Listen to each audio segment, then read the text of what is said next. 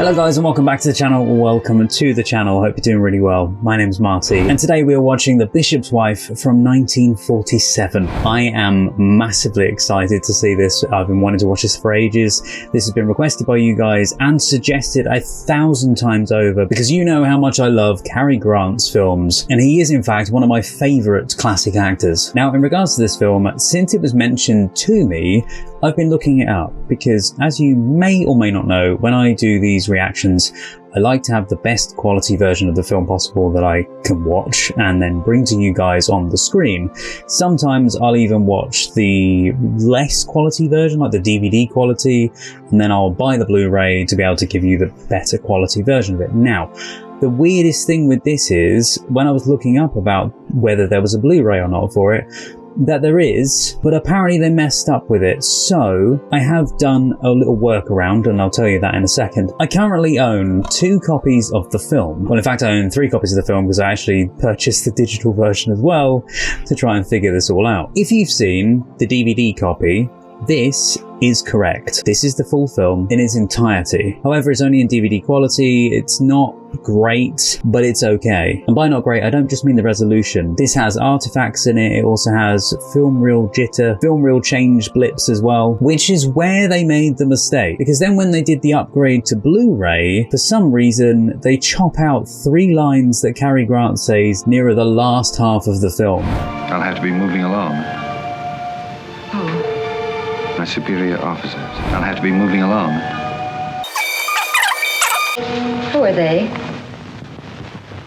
My superior officers. Now thankfully, due to the post that I read in an archive blog, I knew about the issue with these, so I didn't go and watch it and then go, wait, that doesn't make any sense, because if I'd watched the version that I was going to watch, which was this, and you may be wondering, why have you got a version that's not in English? The reason for this is because I'm here in the UK, and as far as I know, the only UK copy that runs Region 2 is this version. And then all I need to do is just change the audio to English. But I wanted it to be 1080p, so I had a HD version to work with to show you guys. I have pieced together a version with both of these, where anytime there's a bit missing, I then replace it with the DVD copy. Now the good news is if you're watching it via streaming, they have the proper version with the lines intact. The lines, however, aren't the only issue with it. Apparently there's a bit chopped out of the harp scene as well, so I've also included that back into it. But the version that I'm going to be watching today is going to be my edited version, which includes everything. It's been fascinating finding out the very strange cuts that they've done. I think the reason why they did the cuts, by the way, is because both times the film has cut, there is a little film reel change blip on the screen that they just couldn't be bothered to remove, so they've just removed that part of the film. Anyway, with all that being said and done, if you want to check out the full uncut reaction to this, or to any other film that we've seen or show that we've seen, then feel free to, along with the early accesses, over on Patreon or as a YouTube member as well. Don't forget also we're going to be checking out the film's trivia afterwards, and you can hear my review of what I think of the film as well. Hello guys, editing Marty here. Just wanted to pop in to say Merry Christmas and a Happy New Year. And do you know how I know that this video is going to be going out a little bit later than expected? Because as of filming this, it is currently New Year's Eve. So Happy New Year. Apologies this took so long to edit together. Thank you for watching. Back to the video. Anyway, without further ado, this is The Bishop's Wife from 1947.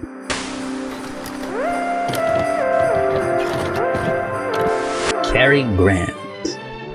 Loretta Young. See, I don't think I've seen anything of Loretta Young yet. And David Niven. Film editor Monica Collingwood. If you're wondering why I mentioned the film editor, I re-edit all these films, so I like to give a shout out. I don't think I've seen a helicopter shot in any of these older films yet. Hey, there he is. The magic of Christmas. That seems to have just got lost over the years. Oh, this is very kind of you. It's a privilege. Cary, be careful. What are you doing? Just stop the cars. My doctor is in there. I have hopes. Fine. Good luck to you. Merry Christmas to you. Merry Christmas. You help people out. It doesn't even have to be Christmas. I just do it any time of the year. I love that. Christmas decorations in windows used to be so much more impressive and creative. Thank you. Don't try. Just don't let it happen again. I won't. I promise you I won't. All right. It's such an interesting opener. Loretta Young. They're trying to make him out to be like a saint, always helping people. He's an angel. Your red fur is botanically dissimilar. You want to buy or not? My dear, beautiful Julia. Oh, hello, Professor. Well, what are you doing in this disreputable part of town? I'm buying a Christmas tree. Well, how much do you charge for this miserable weed? $1.85. $1.85 for this half-hearted twig? Fairly cheap, but not in those days. What can I do for you, Mrs. Brohan? You can save me that tree outside. I didn't know you celebrated Christmas. I thought you had no religion. I like to have a Christmas tree because it reminds me of my childhood. Good time of year for looking backwards. Yeah, even if you don't celebrate Christmas, you can have trees. How's Henry? I haven't seen him in quite some time. Well, he's well, thank you. He's terribly tired and worried. He's having difficulty raising money for the cathedral. Yes. It's slow work. How's your book coming? Oh, splendidly. And I do not choose to prolong this tawdry bickering. 10 cents a branch. It's $1.40. Will you send the tree up on Christmas Eve? I send it when the little bambino goes to bed. Thanks. Merry Christmas. Merry Christmas. Merry Christmas. I love the older films. They're just a lot more expressive and magic. With my compliments for his cathedral fund. That has been my lucky piece. Not that it's ever brought me luck, except knowing you. It's an old Roman coin. It has little value. It might be called the widow's mite. If it weren't for the fact that I'm not a widow. But Julia, this is no occasion for tears. Is she okay? It's been Christmas back here where we were so happy with you and all of our old friends. So then moved away? Good night, Julia. How fine to see you again after all these years. Yeah, how are you? It's like, I don't know who you are. I don't think you remember me. Of course I do. You're, Where did we meet? No, it wasn't Vienna, was it? Vienna, beautiful old Vienna. And what great lectures they were. And what a one you were with the lady. Oh. And still... Careful! Cary has the best of luck. I'm interested in Julia and Henry. What seems to be their trouble? He now consorts with the vulgar rich, like Mrs. Hamilton. And Henry is the bishop, her husband. Henry's old church, perishing from neglect. It's such a nice little church. Too little, I'm afraid. Can't stand up against the march of progress. We must get together and have a drink to those old days in Vienna. Have you any idea who that man is? Tony hasn't got a clue. He knows an awful lot about everybody, though. Good evening, Mrs. Brown. Good evening, Matilda. Is Debbie in bed yet? Hamilton and the committee are in there with the bishop. Oh, Matilda. Now, There. Would I recognise that lady from?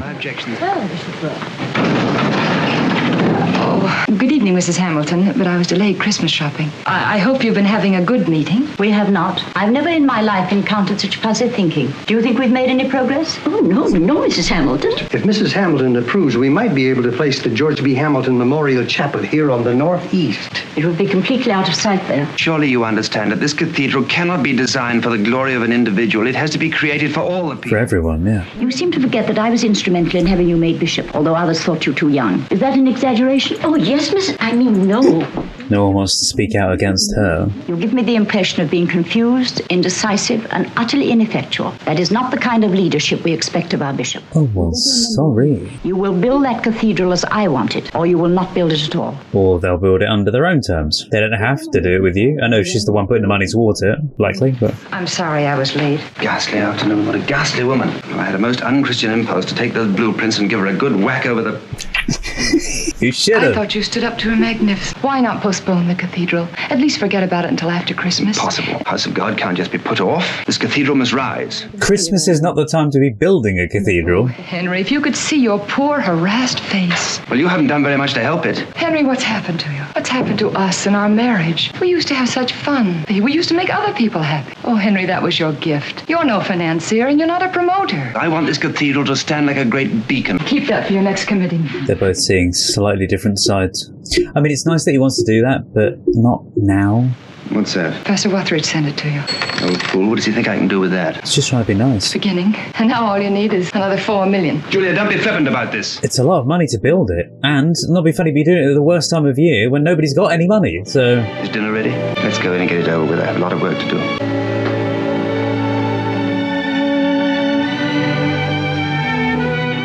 Lovely bit of fruit cocktail. I was just thinking, tomorrow maybe we could go out together, walk around the way we used to. We could go and call on the professor, go to the park and watch the skaters. Maybe we could have lunch together at Michelle's. Do you remember that? Been years since we've been there. I've been trying to explain to Mr. Crepper, but he insists upon speaking to you personally. I appreciate your difficulties, but very well, I'll be there. 10:30 tomorrow morning, then we can go on to the board meeting. No, you're meant to be doing plans with the wife. Will you, Mr. Trevor's office, 10:30 tomorrow. Yes, sir. Tomorrow, Thursday.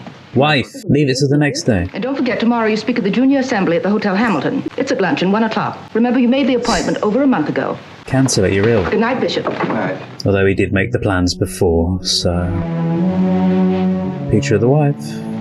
God, what am I to do? Can't you help me? Can't you tell me? It looks a little bit like Ely Cathedral. It's just a beautiful cathedral. I love that. Methinks that's God trying to say something. Who was that? Good evening. Wait. What can I do for you? That isn't the question. What can I do for you? You asked for help. Is he like a guardian angel? Who told you I asked for help? Hence why You were known to be a good man, Henry, and you were heard. he was helping people, doesn't get hit by the cars. I was instructed to come here in answer to your prayer. Who are you? I'm an angel. He is. Oh, I love that. No wings at the moment, but You're an angel. I knew it. I've been working too hard. Every time a bell rings, an angel gets its wings. I understand, Henry. It's hard to believe, even for you. Of course, I'm not one of the more important angels. I just happen to be assigned to this district temporarily. You see, we're everywhere, helping people who deserve to be. Helped. As you're walking through the streets of the city, you may suddenly look into a strange face. Maybe the face of a murderer, or it may be the face of an angel. You have some problems with the building of this cathedral. To be fair, he doesn't know which one really. He's just said he's an angel. You never know. He hasn't proved it. Oh, he appeared. Do you believe I am what I say I am? Oh, how can I? I've only got your word for it. But you're a bishop. You, of all people, can trust the word of an angel. I'd like to. What do you propose to do? Perform a miracle? If necessary. Oh, why don't you? Why don't you create the cathedral with one wave of your hand? It's not that easy. Tell the world you're being visited by an angel. You can't do that. He could. He's a bishop. If they believe him. How do you do, Julia? I'm Dudley. Henry is engaging me to help him with his work. You mean you're going to be his assistant? I'm going to try to help Henry to rest and get some relaxation. That's what I've been praying for. You too?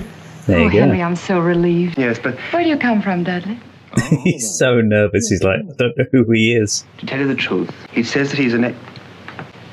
I've been doing some social service work downtown. Oh, and now you're going to be with Henry permanently? Or as long as may be necessary. And I must talk to this gentleman alone. We were just having dinner. Won't you join us? Yeah, but I have a number of things to do around town. He's very, very well spoken in this. You can understand, Henry. So many people making so many mistakes. Then we'll see you tomorrow. Oh, yes. Bright and early. Good. Good night, Dudley. Good night, Julia. The bishop's like, You sure you're an angel? I know it isn't easy for you, Henry, but you've just got to take me on faith. How long will it take? Until you can utter another prayer and say that you have no further need of me. Then I'll be gone and forgotten. Julia is waiting for you. You must go to her. just turns around and he's gone. Love that. As soon as I step out of frame, bing, gone. Also, I did notice earlier the little musical cues, so I wonder if that's like the angel cue. What's the rest of Dudley's name? I don't know. Bishop didn't eat his breakfast. No, he took only his prune juice. Said he had a very bad sleepless night. Been thinking too much about angels. He's normal. Nobody expects him to be normal. He's a bishop. If I could get you something, sir. Maybe just a cup of tea? Nothing, thank you. Nice cup of coffee. Did anything come in for the cathedral fund? Mrs. Gerald Wilmot, $15. $15? We had it down for 10,000. There's a letter from her. Same letter, they all write. I put your personal mail on the desk, Bishop. The rest I'm taking over to the office. At this rate, he's not going to make it at all.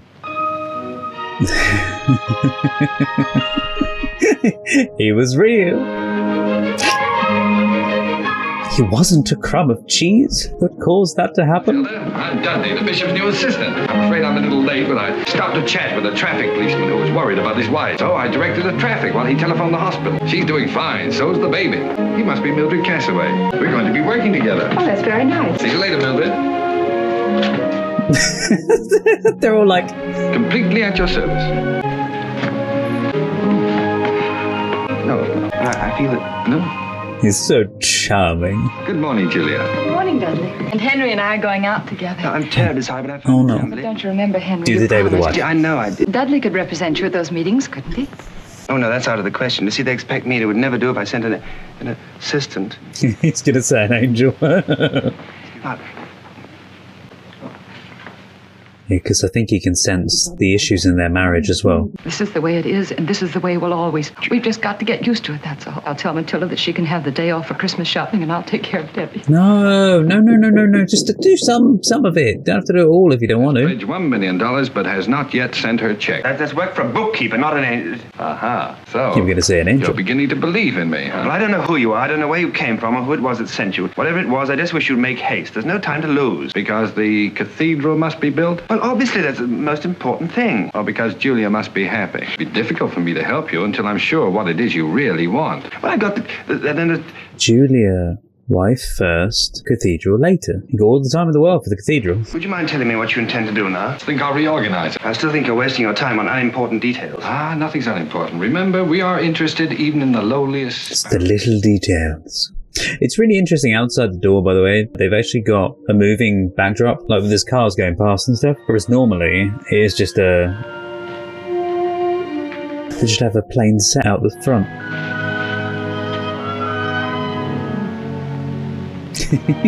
Hello, Debbie. He knew. She said you came to help Daddy. Mommy said you were very nice. That's extremely kind of Mommy. Mommy said that maybe with you here, maybe we'll get to see Daddy sometimes. I like the little flashback.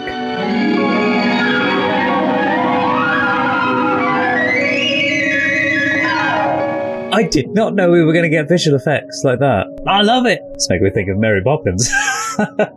So good. Oh, thank you, Matilda. Aren't you going to wear a hat?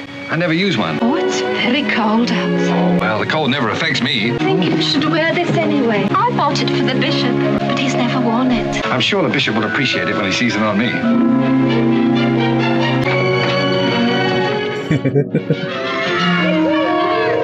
This is also reminding me of the, you know, in It's a Wonderful Life, where you've got the ice skating scene. Marty, they don't want me. I guess I'm too little or something. That's the most ridiculous thing I've ever heard. Come on, Debbie, we'll show them how wrong they are. He really is an angel, isn't he? Hey, fella, who's the head man around here? I am. Wait! That's the kid! This is a battle. Marty! We attacked the fort and they tried to defend. She can't fight. Her father's a bishop. Couldn't throw a snowball as far as I could spit. Pack it tight, put it in that hand, aim it right at him, and let it go. I knew he'd do a bit of magic. Did you see that? You're in our army. Didn't you get hurt? Probably, but she'll love it. What are you doing out here? I'm just admiring the scenery. And helping. I always take a walk before that. Good idea, relaxing, you know. I wish you could persuade Henry to do that. I'll try. By the way, I told Miss Cassaway to go home, and I told Delia not to bother to bring me anything on the tray. Oh, what will you do about lunch? I thought I'd go to Michelle. Ever heard of it? Oh, it's a lovely place. We used to go there. How about you and I going there today? No, go with the husband. Surely you don't think Henry would mind? Well, you see, Matilda's off Christmas shopping, and so I have to look after Debbie. And I think he's just trying to get to understand her. But here's Matilda now.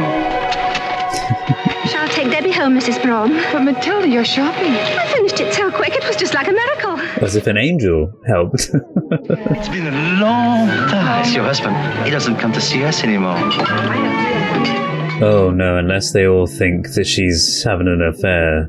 Uh-oh. Friends of yours? Yes. They're talking. That is, they're members of the cathedral committee. Tell you what you do. You just bring us the best lunch that you can think of. Oh, I can see monsieur is a gourmet. Je préfère les Italiens. Des trucs italiens. Monsieur, let's leave heaven out again. Et surtout, pas de cayenne, du paprika. Du paprika. Du paprika. You speak French beautifully. I've had quite a bit of work to do in Paris. I've been wondering about you. You know so much. Makes me feel uncomfortable. Well, in that case, I'm sorry I learned anything. Which, to be fair, if he was also a murderer, he could know all this information as well. Nice to be back here again. You have memories of this place, Julia? Did you and Henry come here often? This is where we became engaged to be married. Oh. Then I can understand why you love it. Oh, hello. Was it like a...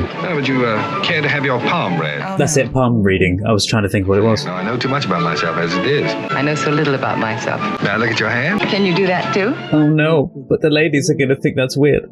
Yep. He's holding her hand. Oh no, no, no, no. Such a disgrace. I never noticed. Your eyes are green. I see a great deal of happiness. I see a woman who's adored. I see a rich, full life. Do you see Henry's new cathedral? No, it's not very clear. There's kind of a fuzziness about that. I just hope he isn't trying to worm his way in. The world changes, but two things remain constant. Youth and beauty. Now, they're really one and the same thing. The trouble is people grow old. Not everybody. The only people who grow old were born old to begin with. Young at heart. You'll remain that way. I wish I could believe. You may. Oh, don't. Please don't start falling for him.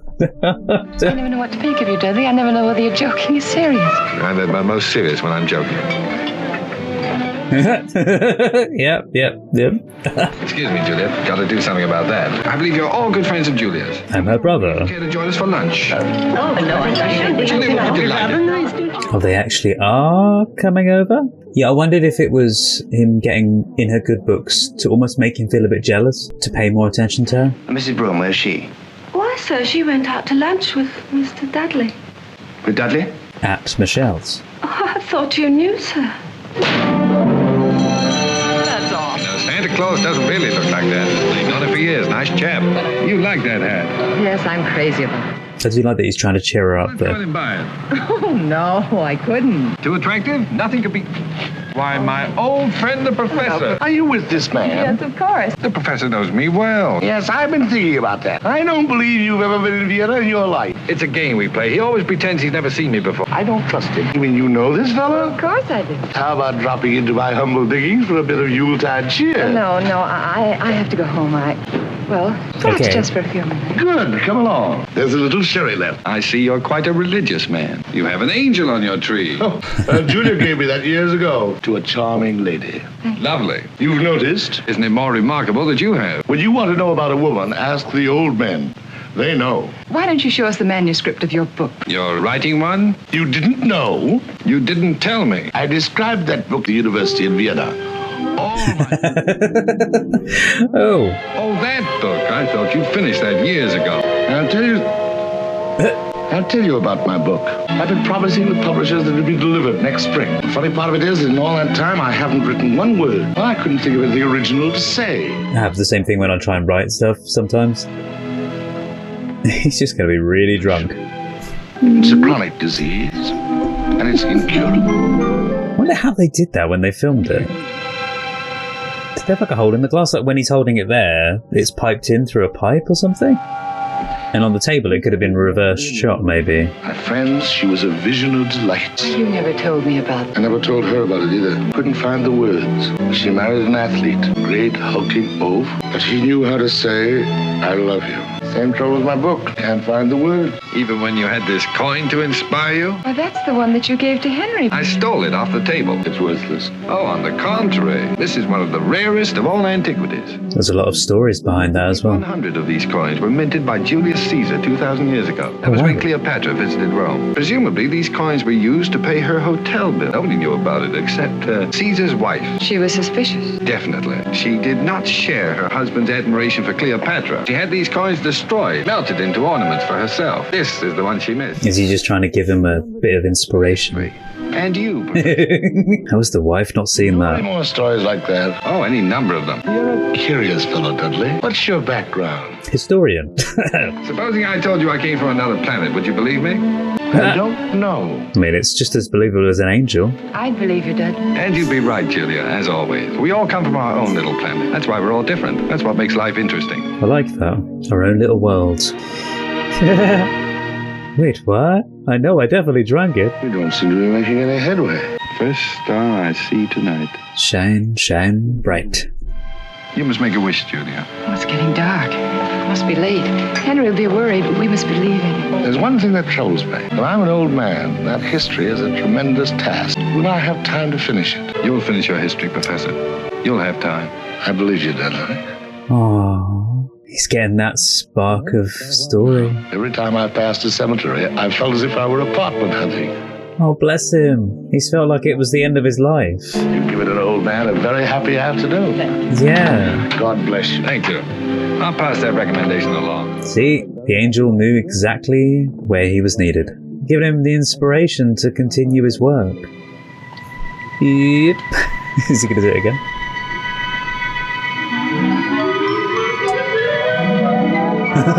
He did the full bottle instead. Love that. I want to know how they did that. Oh, it's getting worried. I hope the dinner won't be spoiled, Matilda. Oh, no, sir. I had a sort of feeling that they might be late. Yeah. Very considerate of you. What's that cake for? What cake? Cake behind you. Oh, that cake? Is there anybody who might like cake, sir? But you know very well that neither Mrs. Brawl nor myself like these elaborate desserts. She's making it for... because she likes Cary Grant, I think. She's got a little twinkle for him. I'm sorry we were late for dinner. Oh, I wish you'd been with us. Yes, I wish I had. We went to see Professor Wuthridge, and then we had lunch at Michelle's. Mm-hmm. Trust you spent a profitable afternoon, Dudley? Oh, yes. Did you have a profitable afternoon, Henry? That's my scarf. Very. I'd like to see you for a moment. Oh, excuse me. Can you prove to me that you are an angel? You mean a document? Do something. Know that an angel needs no passport. I want to see you perform a miracle. What kind? Make this desk rise up and fly around the room. I didn't come down here to do silly tricks. I'm surprised at you. I don't believe you're an angel. I think you're a demon right out of... Oh, Henry, don't say that. To note, this is one of the scenes where I've had to splice it in. You can see the quality difference, so... only because the end of it was cut off. Oh yeah, the door was locked! Oh, that's so cool. Was that proof enough? Dinner is served, Bishop. He does not know what to think. Thank you, Dudley. It looks so homely there. It's gorgeous. Oh no, the dog's with him instead. He's slowly replacing him almost. Pass the celery, Henry. Please, the celery. It's in your pocket. Thank you.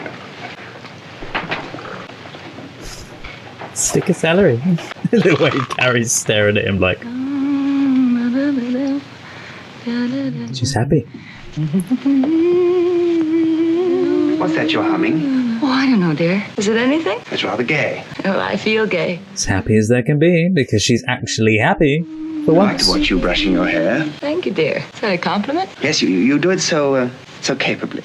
And he's now making an effort, probably because he thinks that Cary Grant's trying to get in there. If there's one thing I pride myself on, it's the fact we lead a well-ordered life. The family, I mean. Credit for that is due to you, much more than to me. I think you're an excellent wife. Oh, thank you. Do you think I'm an excellent husband? Of course, dear. We're going to have an early supper so we can get to St. Timothy's on time. St. Timothy's? Mm-hmm.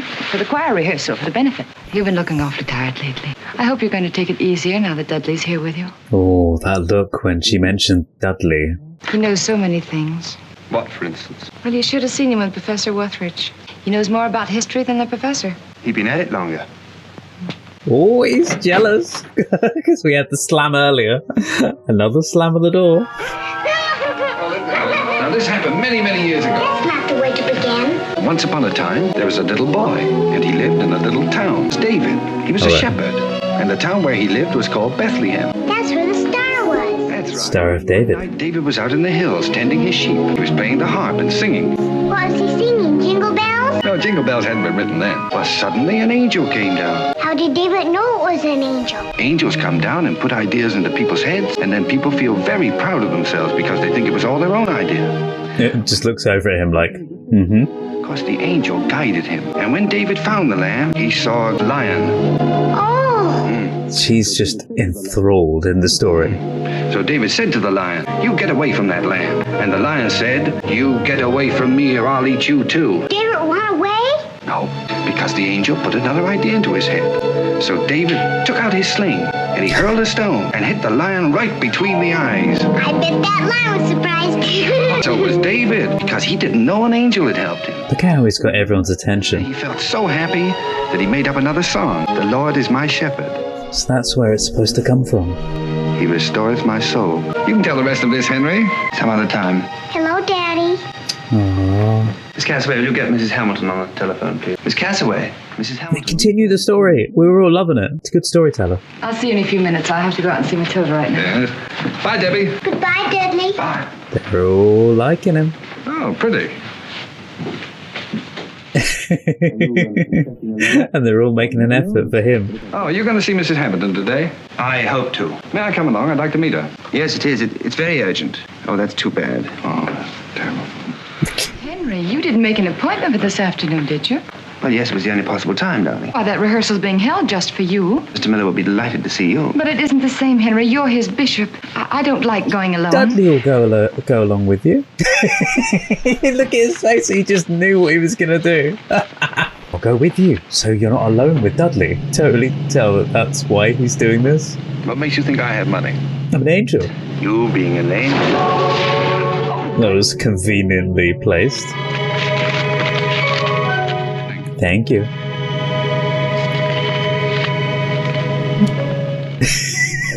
If I may even join you before the end of the rehearsal. Please try. At any rate, I'll see you in front of St. Timothy's in exactly 1 hour. Try.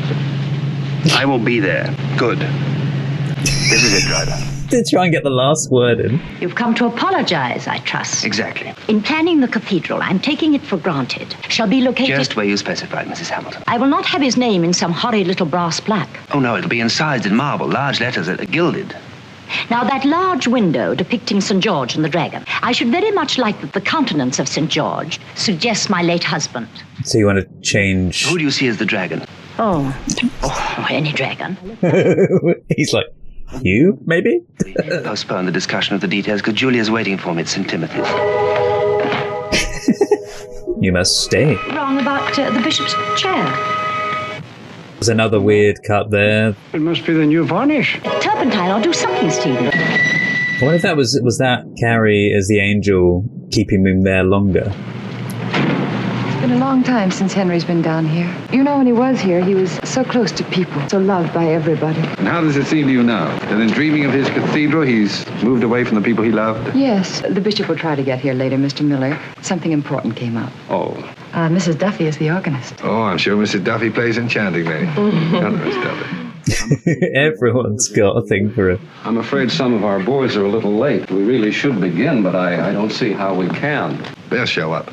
Hello, Bobby. What do you sing? I sing first soprano. Well, how about giving out? Well, you got George up there.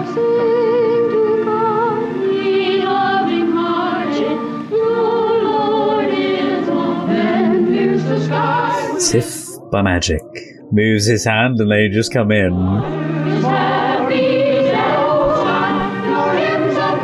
How did he know?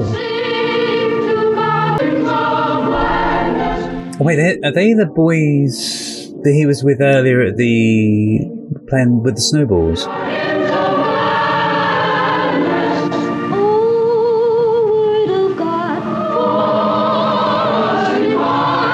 They've got beautiful voices. Well, I feel like he just put the call out to people that could sing in the area, like put a word in their head, come down to the church.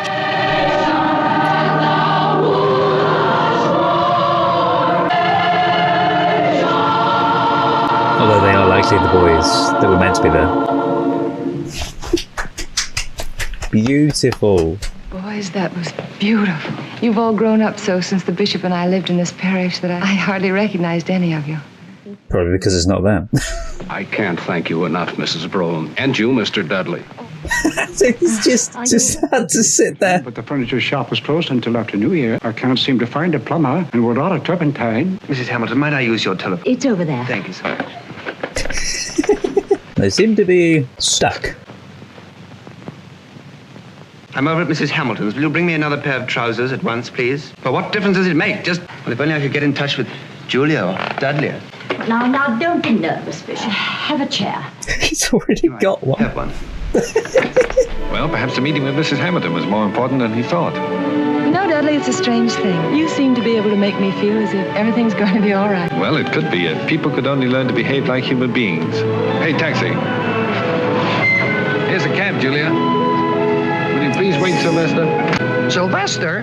He knew the cab driver's name. If you wait just a moment, I'll be right with you. Oh no. Well, most exclusive. Well, that was the one she wanted. It is sweet, isn't it? Oh, it's stunning.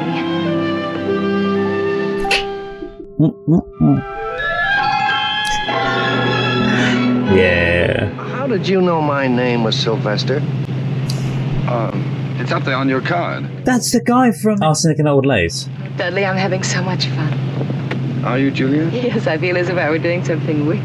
Like an affair. Somehow it seems wrong to have so much fun, but I can't figure out what's wrong about it. You folks happen to know what the main trouble with this country is? Oh, I've heard several versions of that. The main trouble is there are too many people who don't know where they're going and they want to get there too fast. I'll take you two. I'd call you unusual. Thank you.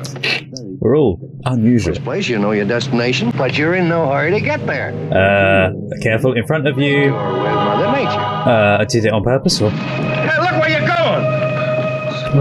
Did you see the way I missed that truck?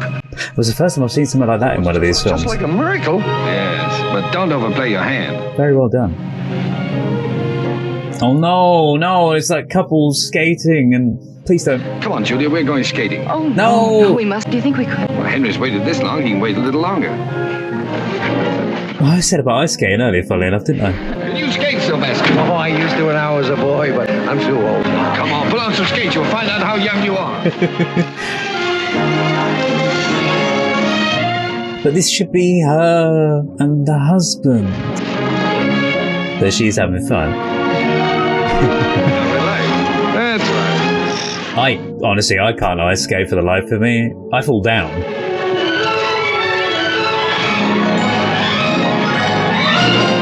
Is that someone else or is that him? Okay, if it is someone else, they've got someone who looks very similar. Wow. Bravo. Dudley, this is heaven. You found the perfect word.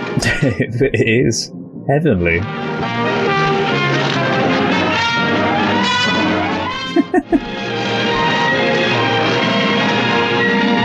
Very well done as well. They've backlit everything when they show the dancers, just so you can't really see the face too well. You're a beautiful skater, Julia. In fact, you're beautiful.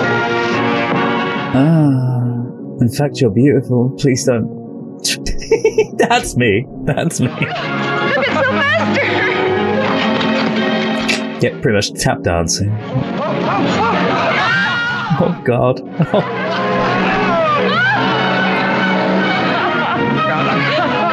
Keep cool, Sylvester. Relax. No.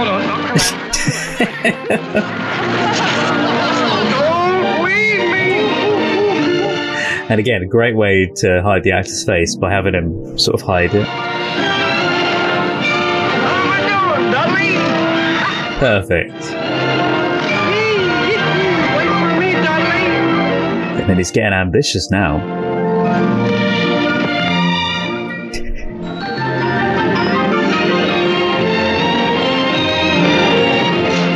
Wow. Ice skating is such a beautiful talent to have. How much do I owe you, Sylvester? Not a cent, my friend. My pockets are just bulging with the coins of self-satisfaction.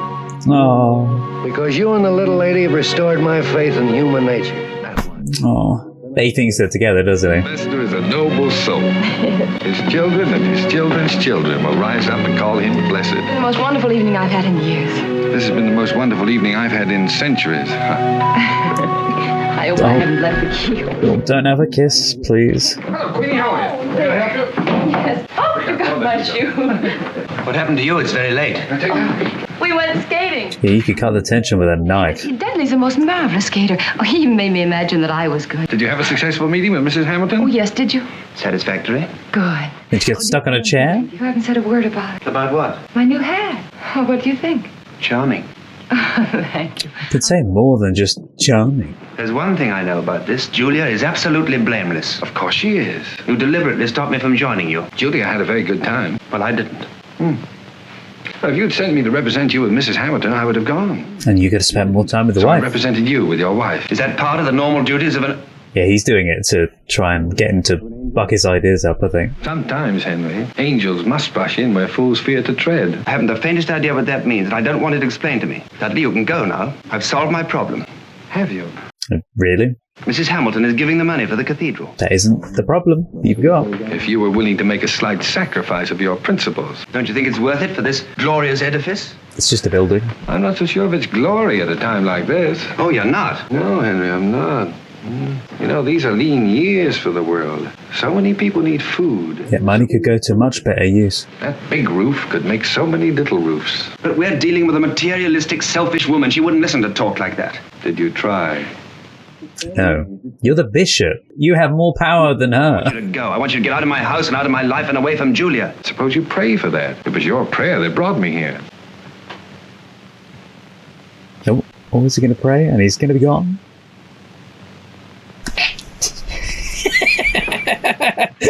he just walked out of the... That was no prayer. It was right from my heart. Get out! Get out! Julia's just about ready to come down the stairs. Now, don't let her see you like that. Try to calm yourself, Henry. He's such a git. Done. Where is he? He's gone. Why did he leave so suddenly? I got rid of him. I told him to go away. I fired him. Because he's incompetent. He's no good at his job, and I cannot stand the sight of him. Because he's getting in the way of you as a husband. Because he was the only bit of happiness that she had. Dudley's never coming back. You must never say never. But where is he? So he's actually Now listen, gone? Dudley wouldn't leave us without saying a word. And besides, he promised me he was going to tell you about Santa Claus. He knows Santa Claus very well. It's almost Christmas Eve. He wouldn't leave us without saying a word. Would you come soon when you get back, Mommy? Well, of course, dear. Oh, everyone's so upset that he's just not there now. Here's the manuscript of my Christmas sermon. I shall want you to get the typing done before I come back. Just leave the copies here on my desk. But it's Christmas Eve, isn't it? Or almost Christmas Eve. I'm sorry to keep it so long on Christmas Eve. Yeah. Of course, I understand. It must be done. She could have given it to her earlier. We go first to the Trubshaws, then we... Goodbye, Miss Castaway. He needs to have more Christmas spirit, more lightheartedness and joy. Not so much grumpiness. Sylvester! Yay, Sylvester. Oh, he's going to say, who's this? Where's your man? Where's Dudley? Oh, you got a preacher with you. I know. There's going to be a wedding ceremony. You and Dudley. Oh, no. Oh, no. This is my husband, Bishop Brown. How do you do? Oh. Oh. That look of... Let it be finished.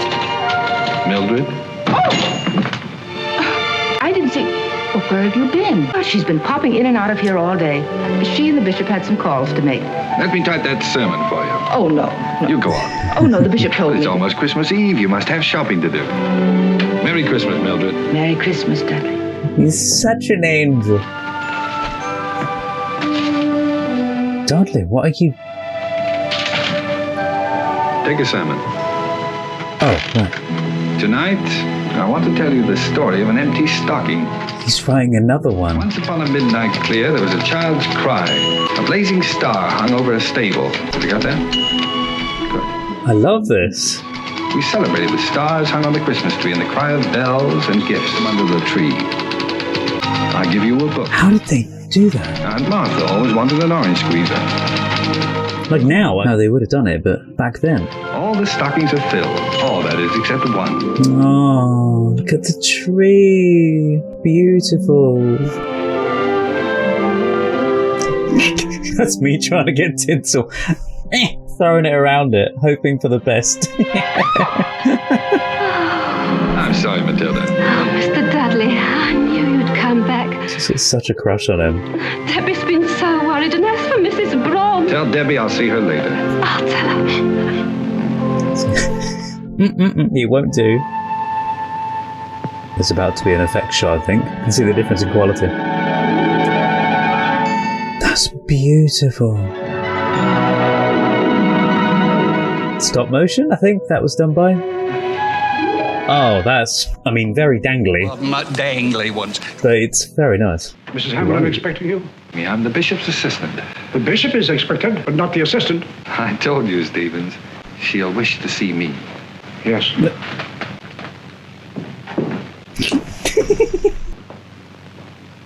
It's a very extravagant place, isn't it? It's lovely. She even got a picture on her wall of herself. Lovely. Ah, here's the harp. You'll see the extra bit that I added in of the harp scene as well, right at the end.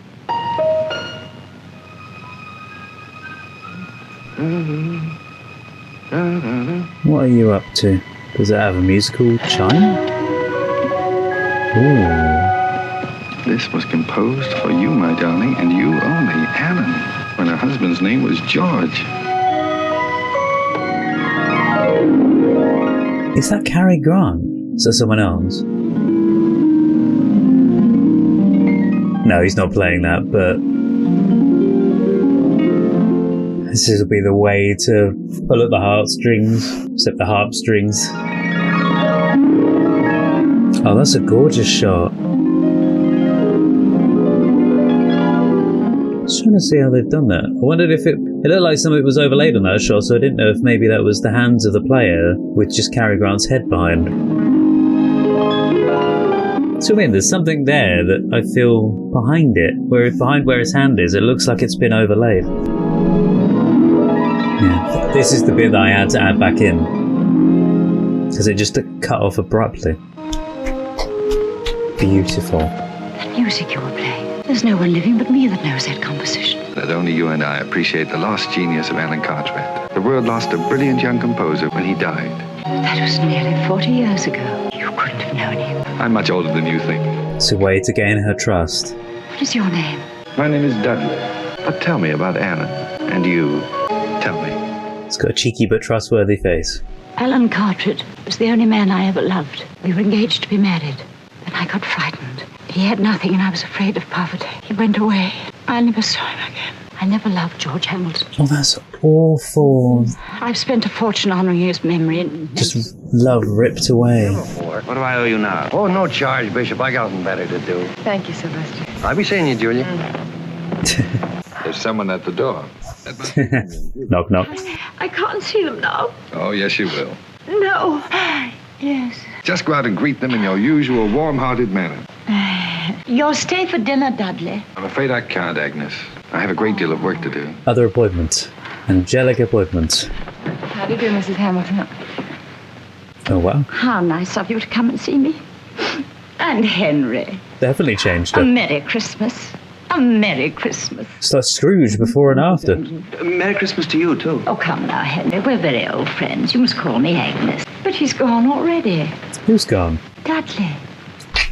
Just wanted to see his face. He said he had so much work to do. Henry, you must make him take some rest. I've been trying to make him do just that. Oh, my dear, meeting Dudley has been the greatest spiritual experience of my life. Same for her as well. How did you ever find him, Henry? More or less of an accident. You just came to me. It was a miracle. Oh, indeed it was.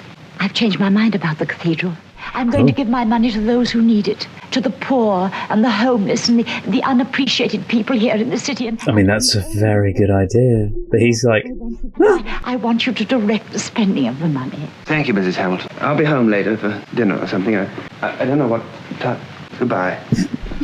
I mean, in his eyes, Dudley's completely ruined his plan of the cathedral, but he is right. The money is better off put to better use, like building homes, giving money to the poor, help save the old church. Hello, Professor. Come in, my dear fellow. Come in. We must have a glass of sherry. I want to show you something. You see this bottle? Oh no, he's not going to try and fill it up again. You note that it is full? Now watch. This is something that even you can't explain with all your vast ecclesiastical knowledge. It won't work though, will it? You will observe that it's still full. Now, how do you account for that? Wait, has he kept it like that all the time?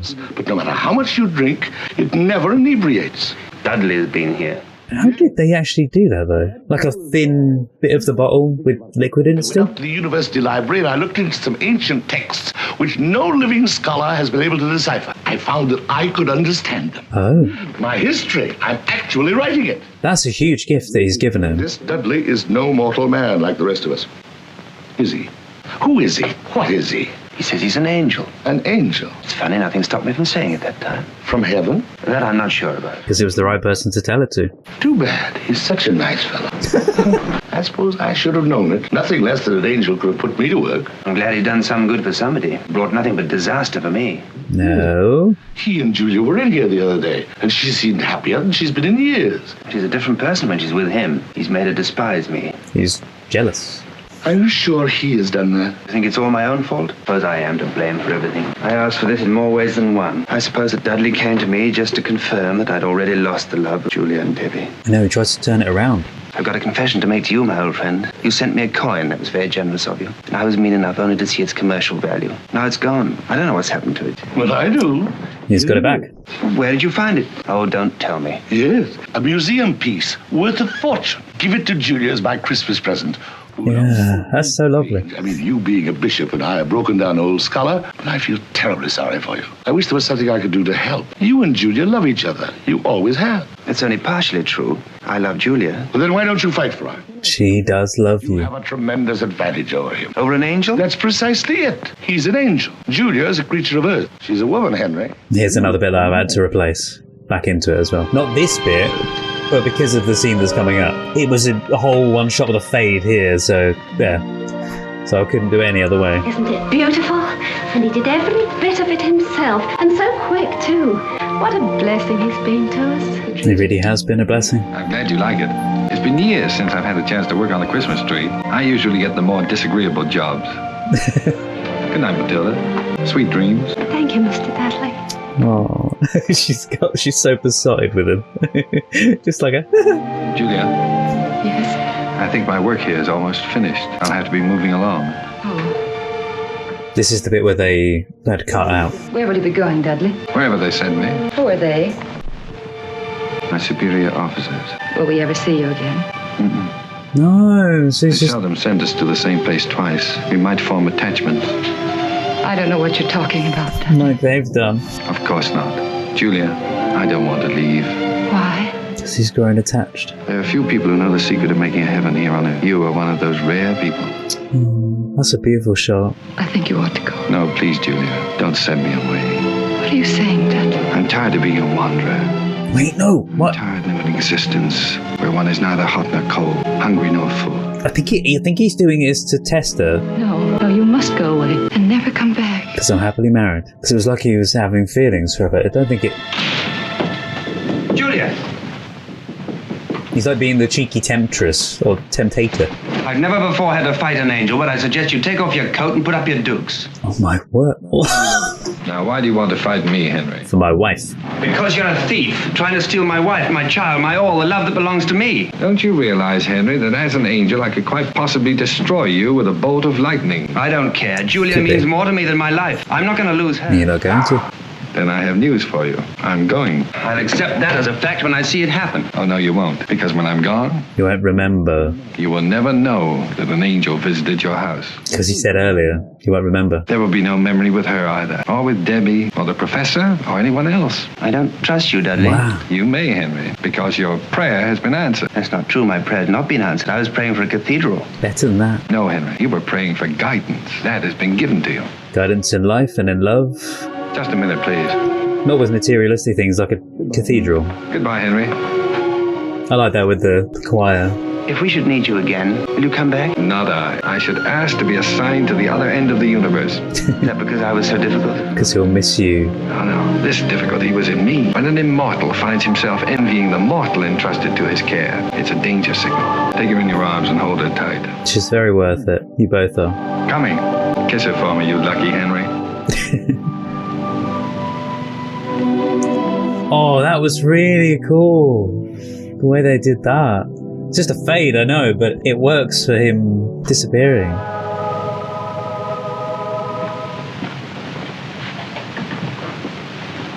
Go on, go and kiss her.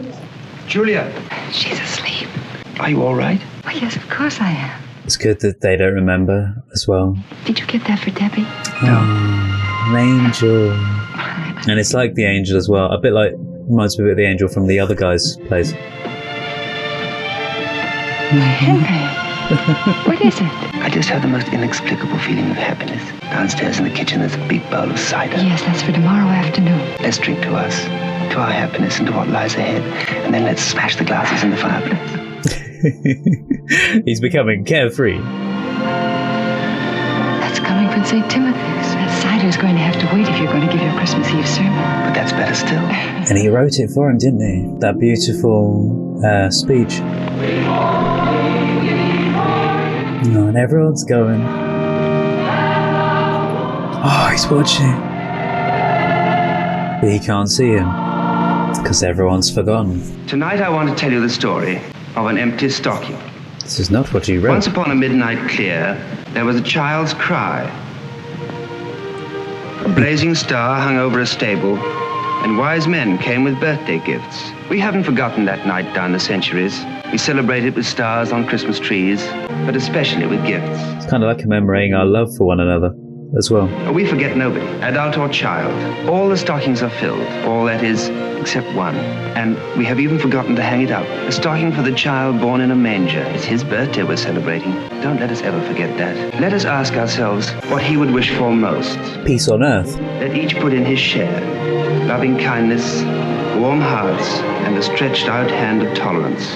All the shining gifts make peace on earth. You get peace on earth. Yep. That was lovely. Okay, that was wonderful. Absolutely beautiful. And the ending as well. The fact that they forgot about him kind of made it better in some ways, because then they were able to regroup their love for one another. And that speech, that sermon he gave was perfect. And I feel like he wrote it because he knew that when that was going to be read out, he would have gone. With that bit, it and the whole when you need me, what is it? You know, the whole Nanny McPhee thing? When you need me but do not want me, then I must stay. When you want me, no longer need me, then I have to go. I know that Nanny McPhee is so many years after this, but also a bit of the whole Mary Poppins thing as well. Funnily enough, I was talking about the Mary Poppins thing earlier with the effects and stuff. They were in dire need, they prayed for some help, and they got it. There was a guidance. He'd prayed for guidance, and he got guidance, but not in the way that he wanted it to. It was the way that he actually needed it. Beautiful film, and that ending was just magical. I've just found out that apparently there were big issues with the film from the start, and apparently Cary Grant was originally cast as the bishop, David Niven was the angel, and Teresa Wright was in the title role. But producer Sam Goldwyn took one look at director William Sytter's original rushes, hated what he saw, and fired him. Apparently by the time they had to reshoot with a new director, Henry Costa, Wright was pregnant and was replaced by Loretta Young. Grant had then prevailed upon Costa to let him swap roles with Niven and play the angel. But apparently they didn't only just scrap the script, they also ordered all the sets to be completely altered and started all over again, and it was said to have amounted at that point in time to $900,000 in changes. Anyway, I found out that apparently market research showed that moviegoers avoided the film because they thought it was religious. And I don't know if I've made mention of this yet, but I had thought the same thing. When I went about watching this, I didn't think it was a Christmas film, but I did think it was a religious film. And I wasn't sure about if it was a Christmas film or not, or maybe it was just mislabeled or something. Turns out that they then went to retitle it as Cary and the Bishop's Wife, which, yes, I know what you're going to say. Wait, Cary as in Cary Grant, not Dudley, his character name. Yeah, they labelled it as Cary and the Bishop's Wife because of his name, which isn't done normally. So there was a lot of marketing that would say, have you heard about Cary and the Bishop's Wife? Whereas then the film kept the original title itself. Apparently, by adding Cary Grant's first name to the title of the film, the business increased by as much as 25%. That's crazy. It's really funny because when I thought about releasing this film on YouTube, I thought, I don't know if this is going to be known as being a Christmas film. The Bishop's Wife does just sound like a religious film. But yeah, I hope you really enjoy this video. I'm sorry, it's a bit all over the place. Okay, I found out some more information about the whole Cary Grant changeover with David Niven, and some of the stuff that was going along there in the filmmaking process. So shortly after the casting change went into effect, by the way, I'm taking this from the TCM article, I'll link below. Shortly after this casting change went into effect, Grant had new doubts about his decision and wondered if perhaps he should have stuck with the original role. But Goldwyn had other problems to contend with, according to co-star David Niven in his biography, Bring on the Empty Horses. The day before shooting was to start, Goldwyn decided that the interiors of the bishop's house were not ecclesiastical enough and ordered several sets to be torn down, redesigned and rebuilt. Just to quickly interrupt the quote, that is what we've found out before, but then it goes on. For 3 weeks while this was going on, production was halted. Then, 2 days after the cameras finally had a chance to turn, Goldwyn decided that Sighter's hand was a little too heavy on the tiller. He was removed, paid his full salary, and after a week, Goldwyn hired Henry Costa to start again from scratch. And that's obviously where the waste of all that money was. With another 2 weeks of rehearsal. Wow, I thought it was going to be longer than 2 weeks. With how much they'd changed, I just assumed it was a lot more. Yeah, and all this must have cost Goldwyn several $100,000. And that is a quote from David Niven's biography, Bring on the Empty Horses. I wanted to add that in there because from this TCM article, it does go through a fair amount of all this stuff. I'm not going to go through it all, obviously. I've just grabbed bits and pieces from it to let you guys know. I can see now why this is a favourite of Christmas time, and that he almost tried to sway the wife slightly, not to be with the wife, but in order for her to feel certain things, and then also to make the husband feel certain things as well, the bishop, so that he fought for her and won back her love a bit. Okay, I've got to make mention of this. So, you know, the fact that I've released this video later than Christmas itself, I'm kind of glad in some ways that it's not just me that has late schedules with Christmas, because apparently when this film came out, by the time they had, rescheduled with new directors, etc., apparently preview audiences were still unhappy with the result of the film once it had been made. And then they brought in Billy Wilder and Charles Brackett to punch up the script. That helped to then win over the critics, but this is the bit. Moviegoers mostly ignored this film when it came out, but that could be because by the time it arrived in cinemas or in theatres, it was February. Yeah. So it isn't just me that releases stuff incredibly late. So I'm releasing this in January, in case you're watching this in the future.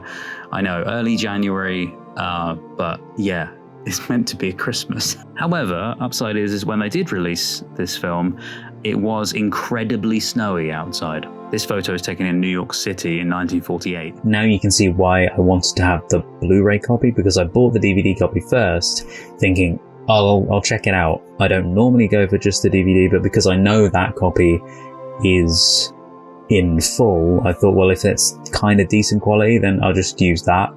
And then I got it and saw kind of how bad it was in places, and some of it's fine. But then there's a fair amount of it that either just looks washed out or overblown or just has some issues with it. So I thought, okay, this needs the Blu-ray. Also, another piece of information that I've found out. Remember in the film, I said during the ice skating scene, I was like, that he kind of reminds me so much of Cary Grant. Like, he looks so much like him, but he's obviously ice skating.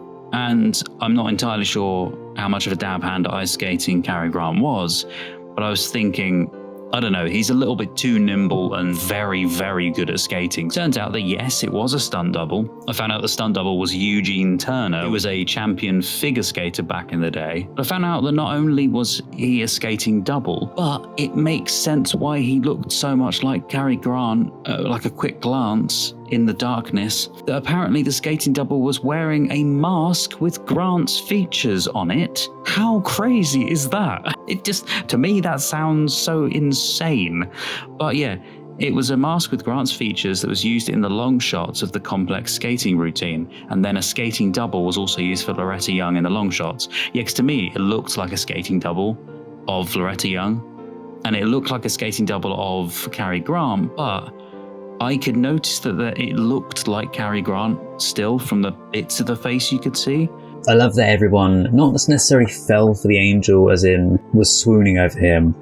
He was very charming, but I think it was more that they were just besotted with how perfect he was and how helpful he was and how much more friendly he was in comparison to the bishop himself. Apparently, Samuel Goldwyn took his cue for this film from The Bells of St. Mary's from 1945, which, hilariously, I have seen both that and the original Going My Way. I saw them both this year as uncut. Do you know what? It baffled me when we got that snow fight scene earlier in the film, and just before it, I'd made the mention of, this reminds me of the film scene from It's a Wonderful Life, which is obviously them as children on the ice skating rink. But anyway, the boy who played him when he's younger is the boy that we see talking in this, which is where I went, wait, what? Oh, so It's a Wonderful Life was the year before this. Bobby Anderson is the name of the boy, or Robert J. Anderson. So we also found out about who played the taxi driver, Sylvester. He was also in Arsenic and Old Lace, and that was James Gleason, by the way. Yes, in Arsenic and Old Lace, he played Police Lieutenant Rooney. Oh, he's also in Meet John Doe as well, which is another film that has been requested. Apparently, Cary Grant and Loretta Young are in conversation in one of the scenes. Director Henry Costa staged this with the two originally facing each other, but both of them complained that they were showing the wrong side of their faces. In order to show the right side, like the side that looked best for them, they both had to be looking screen left, which made a face-to-face talk impossible to film. Costa then had a window set brought in, so like a set piece of a window, so that he could then film it as if it was outside looking into the room, with both looking out in the same direction, Grant behind Young. The next day, producer Samuel Goldwyn visited the set after seeing the dailies and berated Costa for shooting the scene in that manner. And then Costa replied by asking Young and Grant to explain why exactly the scene was shot in that way. After both then told Goldwyn about the right and wrong sides of their faces, Goldwyn said, "Look, if I'm only getting half a face, you're only getting half a salary," and then stormed off the set. The subject of right and wrong sides never came up again. So according to the biography Loretta Young, An Extraordinary Life, Loretta and Cary were shooting a scene where Grant stopped abruptly, declaring, "If it's supposed to be cold outside and the house is nice and warm inside, why isn't there any frost on the windows?" This was the kind of detail that was rarely overlooked at the Goldwyn studio, and everything stopped until the proper frost effect was accomplished by the propman. It was just one of the many incidents that encouraged Young to assert her own ego during production.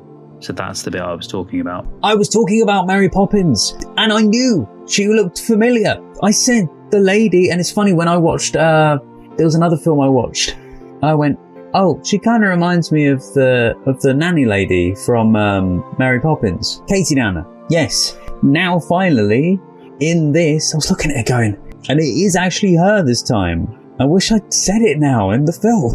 In case you guys don't know, by the way, I was a huge fan of Mary Poppins. As in, I wore the tape out, the VHS tape. Yeah, her name's Elsa Lanchester, by the way. Anyway, I really, really enjoyed that. I love the visual effects. Like, how did they do the visual effects? I know how they did the paper scene, you know, where the little cue card things flew back in. I don't necessarily know how they did it when he threw them, because he physically threw them. I'm presuming that he threw them across the room, and then they added effects in over the top that sort of hid where the cards actually went in the shot. And then maybe they either changed that plate for a blank plate as it sort of got to that point, or they just hid it flying off the screen. And they had all these things added in on top of the shot. It looked amazing. One of the most impressive parts as well was the typewriter scene. The bottle and the glass filling up.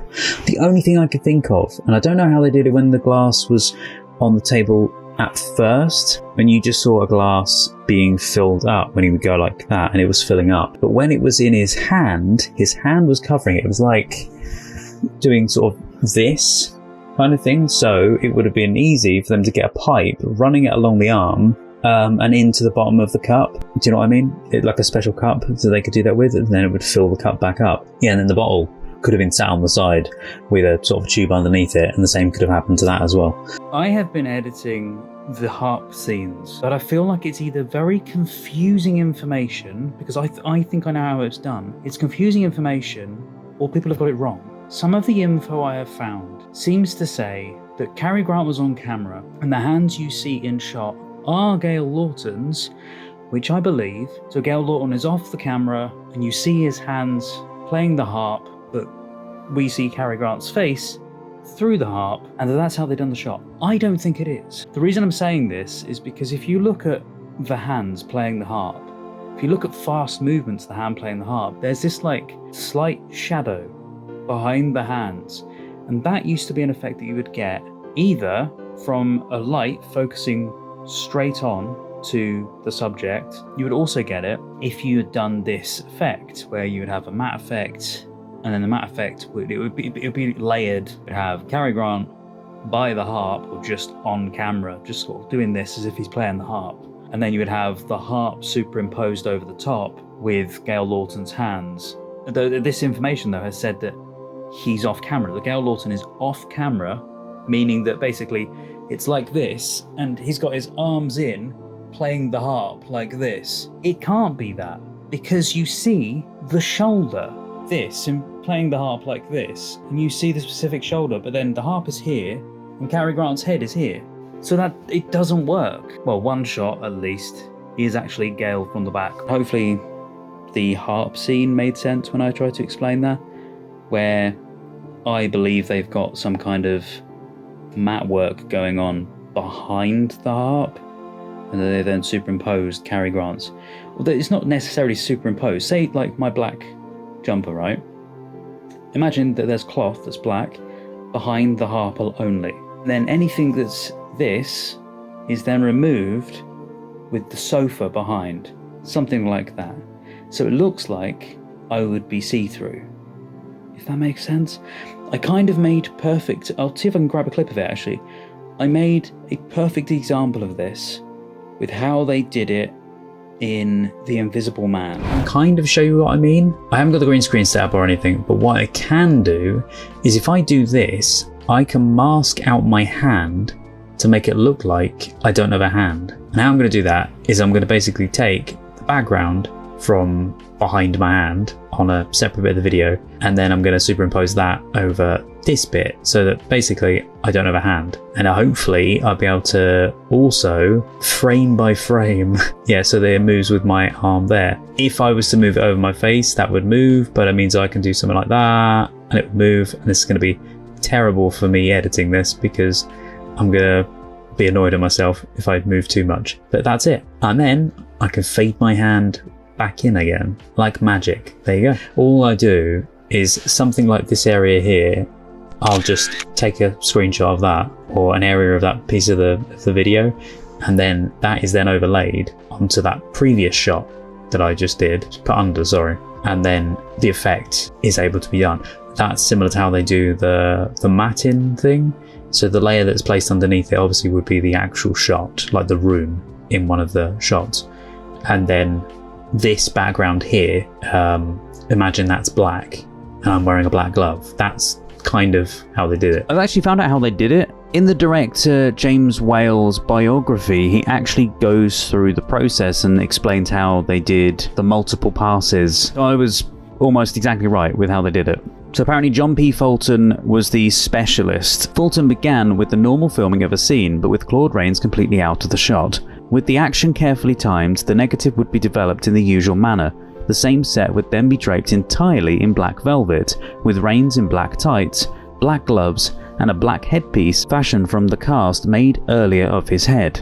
Over this, Rains would wear any clothing required for the shot. Two high-contrast duplicates called mattes were made. One had the effect of blocking out the background, while the other blocked out the partially clothed invisible man. Then all four pieces of film, the background, the clothing, and their respective mattes, were combined in the making of a single composite. So there you go, that's exactly how they did it, from the words of the director's mouth himself, but in his biography. Also, apparently, according to Curtis, the effect wasn't perfect. The film negatives required men to paint over imperfections in the film using an opaque dye, which is a process that hid the small details that the cameramen were unable to obscure during filming.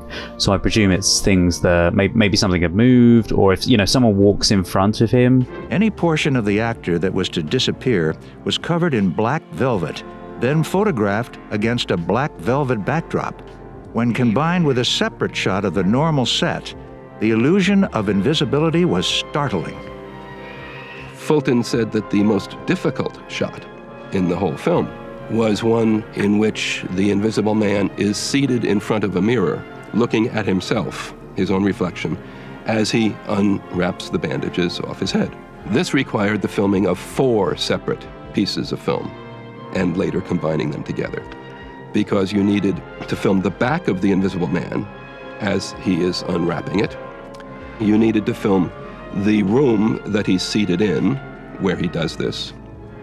Then for the reflection part, you needed to film the wall that is in the reflection, and separately, you needed to film the front of the Invisible Man as he unwraps himself. Okay, after much deliberation on, is that the right word?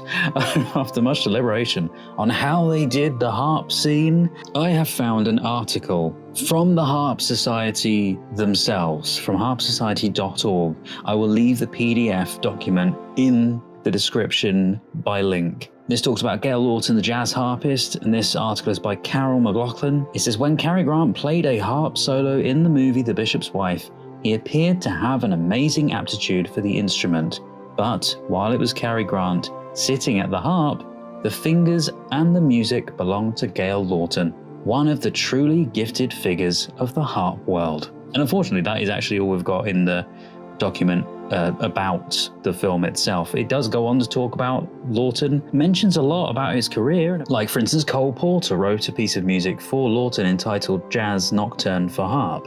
There's even a photo here inscribed to Lawton from Harpo Marx. Anyway, it's a fascinating read because there is a lot that he has done, and I thought you guys might like to read it. Again, sources that I've used in this video, I am going to collate together down below for you in the description under source links, and you can also read up about Gail Lawton's career as well. Oh wow, this is cool. It was the only Best Picture Oscar nominee that year to be also nominated for Best Sound Recording and Best Music Score of a Dramatic or Comedy Picture. I must admit that I did really enjoy the soundtrack, and that soundtrack piece, that little motif that would always happen, and I made mention of this during the film itself, that every time anything magical happened, it was a reference to him doing some kind of magical work. I'm calling it magical work, but you know what I mean. That music would then play as like the cue for you knowing that something was happening, and I enjoyed that. No, I didn't know this, so really quickly. Robert J. Anderson being in this film from Wonderful Life, right, wasn't the only person from It's a Wonderful Life that was in this. Debbie, the little girl who played the bishop's daughter, was Carolyn Grimes, who played Zuzu in It's a Wonderful Life. I had no idea. Yeah, Zuzu was in It's a Wonderful Life, and then Robert J. Anderson was in It's a Wonderful Life as the young George Bailey. That's just... what? I am absolutely fascinated with the way they made films back then, because the approach now would be completely different. I mean, they have done other shots in the film as well. They did, what I believe is stop motion tree building, and also the stop motion paper flying earlier, which was phenomenal, by the way. Yeah, I think there was such a lovely message with that film that kind of showed us love one another properly and to make sure that we do appreciate people in our lives. A fun piece of information, I watched Going My Way this year, so there is an uncut available for that, and when I was watching that, I found out information after seeing it that the boys choir was the Robert Mitchell Boy Choir, and they've been in films for years. From 1938 to 1958, they appeared in 20 films. They're the choir in this film as well. How crazy is that I watched a film this year with them in it, and they were also in the film that I was editing this year that I'd already seen previously. Like, I know to you guys it probably doesn't seem like much, that it is okay that they just perform in both films, but the timing that literally a couple of weeks ago I watched Going My Way and The Bells of St. Mary's, which you can watch both as uncuts. So if you guys have seen the uncut to that, and I make mention of the Mitchell Boy Choir, this was the first time that I saw them in a film. Yeah, apologies about the edits within that, by the way. It's the Blu-ray to the DVD, there's those weird cuts in there, so I have merged them together to make that better quality. Hopefully you appreciated the little extra work that I put into it. There's a wonderful trailer that was done. I don't know how much I can show of it, but I'll show you clips of it. There was a wonderful trailer done for this film that wasn't a trailer. It was basically that they'd forgotten to do a trailer. I've noticed it a few times. The trailer is just a mini promo for the film. That isn't footage from the film. It was in these very studios that we recently tried to make a trailer. It was on the day we finished all work on The Bishop's Wife. What about the trailer? Trailer? I forgot all about it. I'm David Niven, and I play the bishop. And I'm Loretta Young, and I play the bishop's wife. I'm Cary Grant. I play... Oh, that's right. Wait a minute. What's the matter? Well, nobody's supposed to know what part I play until they see the picture. Right, so what I normally do at the end of all of my videos, if you guys have seen it until this very point, thank you so much for watching. Until now as well.